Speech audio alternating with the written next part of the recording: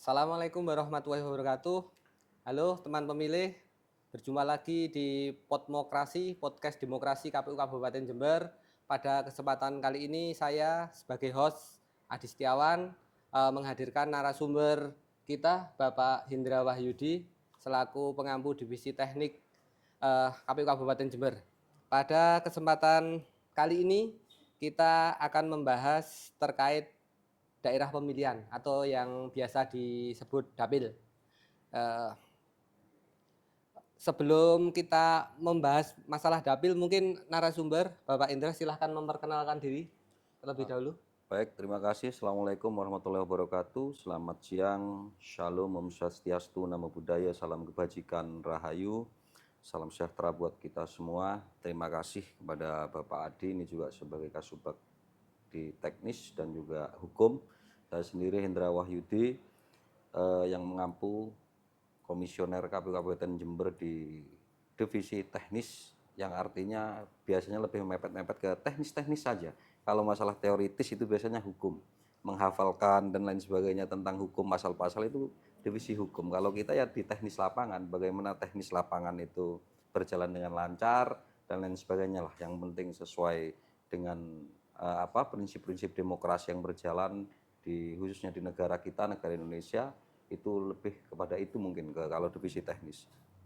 Nah, dalam hal ini juga kita diberi kesempatan oleh host tadi yang ingin menyampaikan terkait masalah dapil atau daerah pemilihan, yang ini juga sangat penting anunya ya. Nanti mungkin kita akan bahas bersama dengan host kita yang ternama yaitu Bapak Adi Setiawan, ini jauh dari Surabaya beliaunya. Monggo saya kembalikan ke host. Baik, terima kasih Bapak Indra. Ini kan sudah di pertengahan 2026 Pak ya, jadi tahun depan kita itu sudah memasuki tahapan pemilu. Nah, di tahapan pemilu itu salah satu tahapan yang akan kita lalui adalah penentuan dapil. Nah, jadi mungkin Pak Indra bisa menceritakan kepada teman-teman pemilih dan semua pemirsa yang nanti menyaksikan podcast kita, dapil itu apa sih dan bagaimana kondisi dapil di DPRD Jember saat ini Pak ya? Baik, terima kasih Pak Adi. Kalau kita mau bercerita terkait masalah dapil di Kabupaten Jember, saya kira kita tidak cukup untuk ngobrol sehari semalam. Ini butuh kopi yang cukup banyak. Kalau hanya satu cangkir nggak cukup ini para pemirsa. Kalau ngomongkan dapil, kalau bedah dapil mulai dapil 1 sampai dapil 7. Nah, itu adalah jumlah dapil yang ada di Kabupaten Jember. Dan kita juga pernah merasakan perubahan dapil ya. Untuk yang kemarin itu kita pernah merasakan dapil di Jember itu hanya ada 6 dapil, tapi kemudian di beberapa waktu yang lalu di pemilu yang kemarin kita ada pemekaran yaitu menjadi 7 dapil. Nah, ini cerita sedikit ya. Walaupun KPU sendiri sebenarnya tidak hanya bisa mengusulkan kalau KPU Kabupaten Jember. Nah, yang mengeksekusi kemudian siapa nanti, justru ketika kita hanya mengusulkan, partai mengusulkan, nantinya larinya juga di KPU RI. Di periode yang lalu itu pengusulannya ada berapa Pak dari Kabupaten Jember untuk dapil? Kalau setahu saya, karena saya dulu waktu itu juga masih belum di KPU, tapi saya masih di rakyat jelata atau rakyat biasa. Sepengetahuan saya kemarin ada 3 kayaknya. Sepertinya ya, kalau nggak salah ada 3 usulan dari partai, ada 2 usulan, dan juga dari KPU sendiri ada 1 usulan. Nah, kebetulan yang kemarin yang disetujui adalah pemekaran, yaitu menjadi 7 dapil. Yang lain juga ada pengusulan hanya tetap 6 dapil. Tapi yang di ACC oleh KPU RI waktu itu adalah pemekaran, yaitu 7 dapil. Itu sekelumit cerita. Nah, karena nanti yang lebih paham sebenarnya ini ya yang komisioner yang sudah 2 periode yang lama. Kalau kita sendiri hanya sedikit punya cerita, dan itu tidak bisa divalidkan karena saya sendiri bukan narasumber yang pas kalau ngomong terkait masalah sejarah. Baik, 6 dapil kan sudah kita lalui Pak ya, Ya, dianggap kita masa lalu, yang kita songsong kan masa depan ini ya. betul. Mungkin bisa diceritakan terkait 7 dapil itu meliputi wilayah mana saja dan kursinya ada berapa itu Pak? Oh ya, baik, terima kasih. Kalau 7 dapil yang hari ini sebenarnya cukup mumpuni, walaupun artinya tidak kemudian 100% sempurna ya. Namanya sempurna itu memang harus setiap ada perubahan, ada kondisi yang berbeda, setiap tahun juga ada populasi penduduk yang berbeda, maka tentunya akan lebih pas nanti ketika 7 dapil ini juga harus ada penataan ulang menurut saya, menurut hemat saya. Nah, di sisi yang lain kalau kita lihat hari ini di dapil 1 itu ada 7 kursi, dapil 2 ada 7 kursi, dapil 3 itu ada 6 kursi, dapil 4 6 kursi, dan dapil 5 itu 8 kursi, serta dapil 6 ada 7 kursi, dan yang paling akhir di dapil 7 itu adalah dapil saya sendiri, dari daerah saya sendiri termasuk satu kecamatan saya, yaitu ada 9 kursi. Nah, dari beberapa hal ini justru menurut saya akan lebih menarik ketika ada formula baru bagaimana keterwakilan konstituen di setiap kecamatan, di setiap desa ini tidak ada yang istilahnya yang tertinggal satupun, sehingga bisa mengakomodir semua potensi-potensi di desa masing-masing, di kecamatannya masing-masing, dalam mencakup luasnya adalah di dapil masing-masing. Kalau dari total 7 dapil tadi kan totalnya ada 50 kursi, Pak ya? Iya, Nah, 50 kursi. kalau berdasarkan agregat terakhir, Pak, yang tahun ini itu sekarang penduduk Jember totalnya ada berapa, Pak, agregatnya? Nah, kalau data yang kita terima di DAK terakhir kemarin, kita sudah mencapai angka di 2.638.087 masyarakat ya. Nah, ini dari sekian juta masyarakat ini tentunya banyak hal yang harus terkait dengan kursi ini tadi. Kalau menurut saya justru kalau memang bisa harusnya ada tambahan gitu loh, karena agar kalau tidak ada tambahan, karena di dalam undang-undang itu juga disebutkan bahwasanya minimal 3 juta 3 juta 3 juta jumlah penduduk baru bisa Agregatnya ya, Pak, ya? mengajukan tambahan kursi. Nah, sedangkan di kita di Kabupaten Jember ini baru 2.638. Nah, artinya dari kursi 50 kursi di Kabupaten Jember ini masih sebenarnya ada beberapa yang menurut saya tidak maksimal untuk mengakomodir kepentingan-kepentingan masyarakat yang ada di konstituen atau di kalangan grassroots paling bawah, dengan salah satu solusi menurut saya, solusinya yaitu tadi bagaimana meratakan kursi-kursi ini di setiap kecamatan-kecamatan yang ada. Seperti yang 8 kursi ini sama-sama rata menjadi 6 atau 7 kursi, yang 9 kursi ini menjadi 7 atau 6 kursi. Ini menurut saya bisa kalau kita konsep bersama, tentunya tidak hanya KPU kemudian yang mengkonsep, tapi harus ada stakeholder, ada dari parpol sendiri yang punya kepentingan dan lain sebagainya, akademisi dan lain sebagainya. Ini karena butuh rembuk bersama. Karena ini kepentingan bukan hanya kepentingan KPU belaka, tapi ini adalah kepentingan masyarakat Kabupaten Jember. Sehingga semua pemilu yang ada di Kabupaten Jember, khususnya di pilihan legislatif, ini betul-betul bisa mengakomodir kepentingan-kepentingan masyarakat yang ada di grassroots atau di konstituen. Nah, sehingga tidak ada lagi masyarakat-masyarakat yang merasa ditinggalkan, atau masyarakat yang tidak tahu kemudian siapa yang dipilih ataupun siapa yang terpilih. Ini kadang orang masyarakat itu ini karena orang jauh, karena mungkin ada sayon-sayonnya, kalau bahasanya di Jember itu sayon-sayon. Kalau bahasa kasarnya ampau atau amplop-amplop, ya tinggal pilih coblos gitu aja.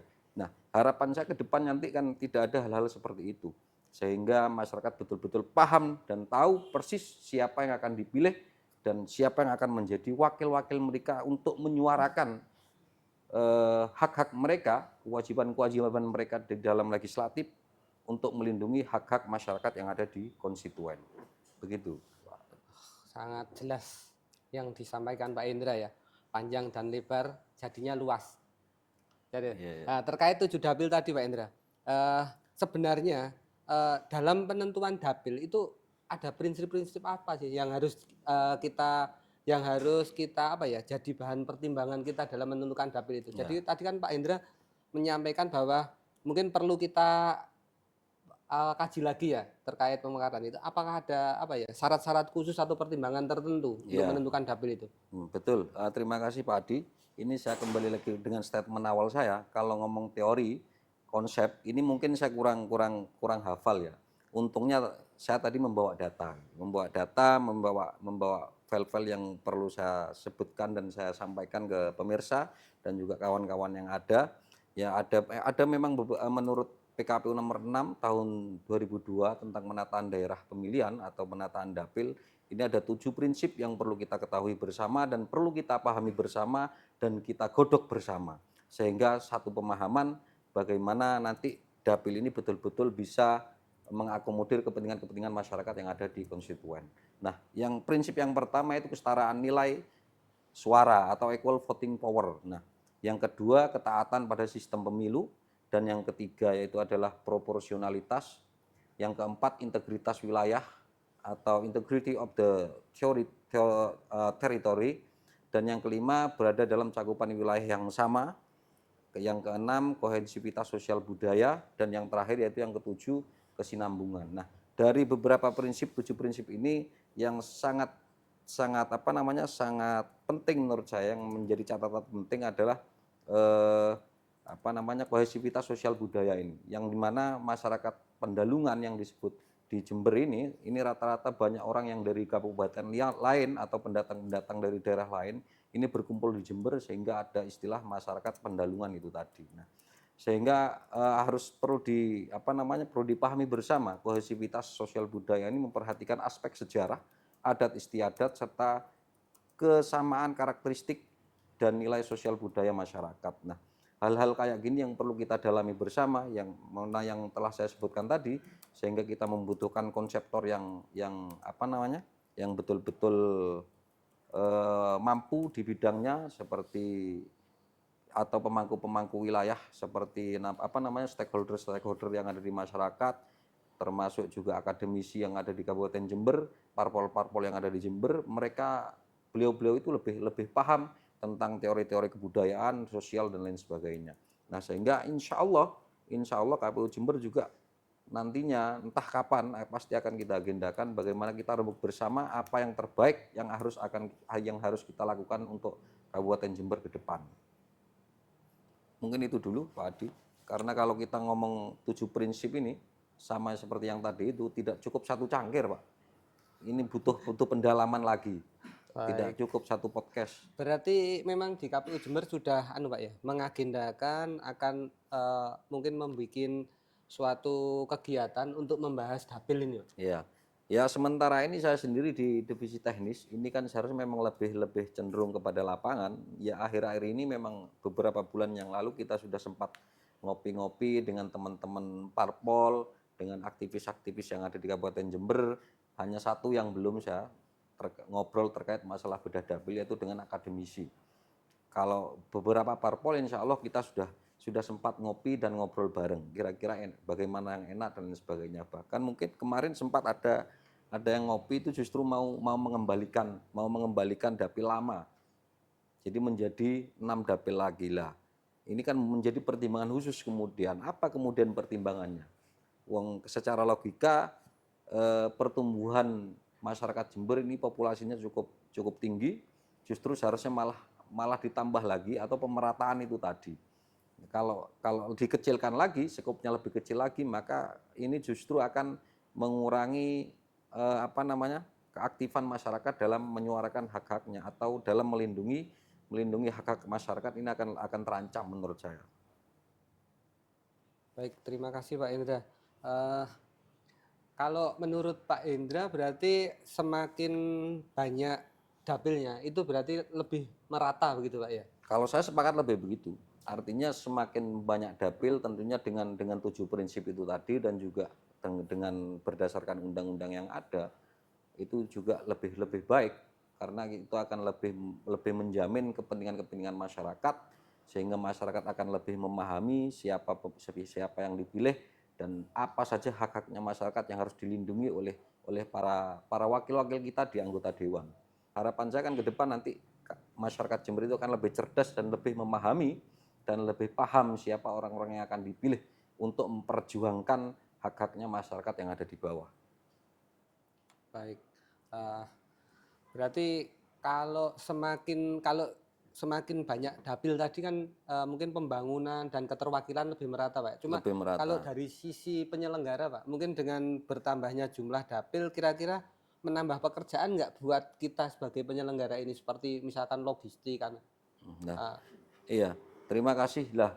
Kalau saya sendiri Pak Adi, saya sebagai komisioner di divisi teknis, apapun bentuknya, ketika itu adalah menyangkut terkait hak-hak masyarakat merupakan kewajiban kita bersama sebagai KPU untuk menjalankan tugas yang sudah diamanahkan kepada kita. Khususnya saya komisioner di divisi teknis, entah itu konsepnya bagaimana, toh pada dasarnya kita hanya pelaksana untuk melaksanakan apa yang sudah diamanahkan undang-undang dan masyarakat yang ada di Kabupaten Jember khususnya. Jadi Berarti kita memang intinya siap loh Pak, berarti siap kita prinsipnya memang melayani masyarakat Pak betul ya, betul sesuai betul. anu ya. Nah kalau hal itu saya sepakat, kita betul-betul melayani sesuai dengan apa namanya Permintaan hashtag mereka ya. hashtag Nah, KPU betul, KPU Kabupaten KPU Jember itu melayani. KPU melayani. Nggih, Nah, berarti jangan ya begitu. yang kita utamakan keterwakilannya, pemerataannya. Ya betul. Kalau terkait effortnya itu adalah merupakan tanggung jawab dan tugas kita. Tugas kita Siap, betul. setuju. Jadi kita harus tetap semangat untuk melayani masyarakat. Betul. Mau dijadikan 10 dapil enggak masalah gitu loh. Selama Yang memenuhi penting 7 selama prinsip memenuhi tadi. 7 prinsip itu tadi Siap, siap, kan. siap, siap. Terima kasih. Mungkin seperti yang disampaikan Pak Indra, kalau kita mengulik dapil secara apa ya, sampai detail-detailnya itu mungkin waktu 1 jam 2 jam nggak cukup Pak ya. Ya. Mungkin dari apa yang disampaikan Pak Indra bisa memberikan closing statement, poin. Mungkin ini kan sebentar lagi kan kita akan kebetulan gini Pak. Jadi setiap semester kan ada pemutakhiran parpol. Jadi kita selalu ada komunikasi dengan parpol. Nah terkait nanti sebentar lagi kan kita ada pendapilan itu ya. Jadi penataan dapil. Mungkin Pak Indra ada closing statement sehingga parpol itu mungkin sudah menyiapkan. Kondisi saat ini dapil itu memang sudah benar-benar ideal atau perlu ditata. Nah, pada saat memang parpol juga membutuhkan ditata, kita nanti kan akan menghadirkan mungkin dari akademisi, pemangku kepentingan lain Pak ya, yang mungkin pemahamannya, pertimbangannya lebih luas. Di situ nanti kan kita bisa sama-sama membahas ini. Mungkin Pak Indra bisa memberikan closing statement yang berguna bagi mereka untuk mempersiapkannya sejak dini. Ya, silakan Pak. terima kasih Pak Adi. Yang pertama buat pemirsa khususnya masyarakat Kabupaten Jember, sekali lagi kami ingatkan untuk memilih seseorang itu harus paham, harus tahu persis siapa yang akan dipilih dan kira-kira bagaimana nanti untuk 5 tahun yang akan datang. Bisa enggak mereka memperjuangkan hak-haknya panjenengan semua? Bisa enggak mereka melindungi hak-hak panjenengan semua untuk 5 tahun ke depan selama menjadi mewakili panjenengan semua di legislatif.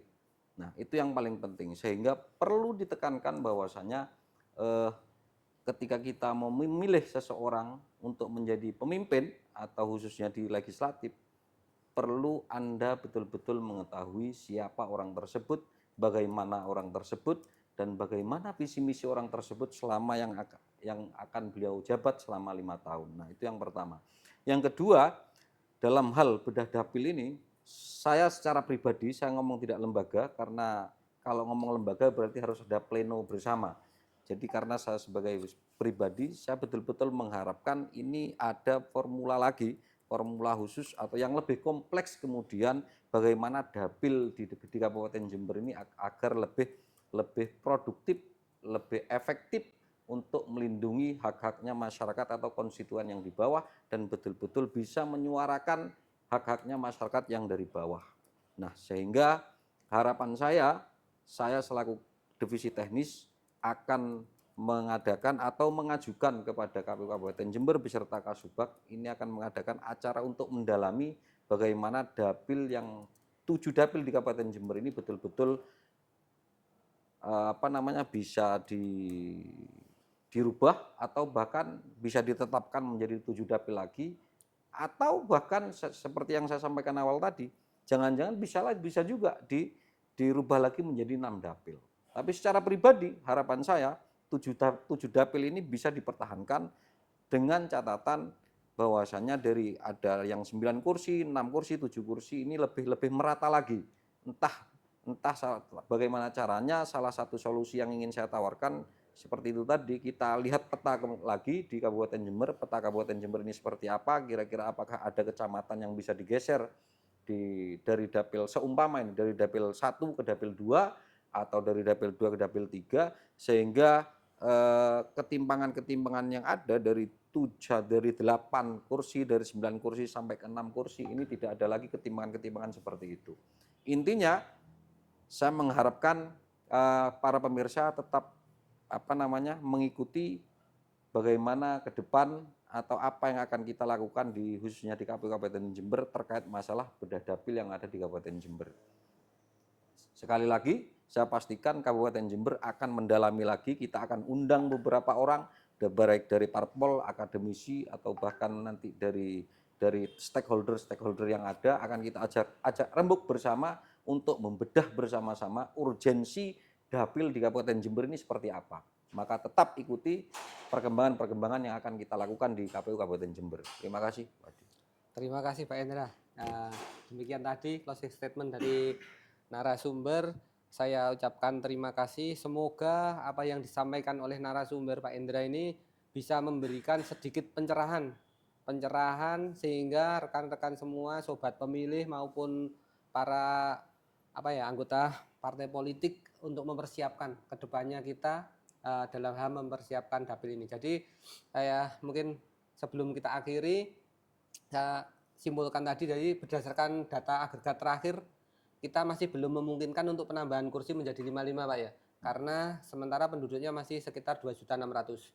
Tapi masih sangat memungkinkan untuk penataan wilayah agar kursi di masing-masing dapil lebih seimbang dengan tetap mempertimbangkan 7 prinsip penataan dapil dan melihat kondisi lapangan. Seperti budaya tadi Pak ya.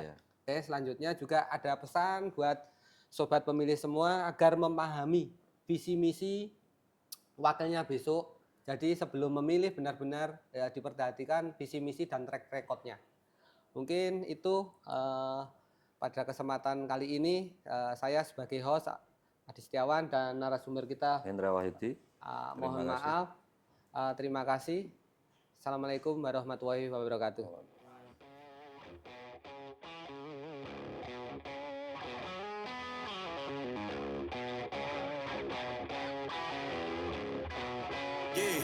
Yeah, came through flexing 'cause they know I got the sauce.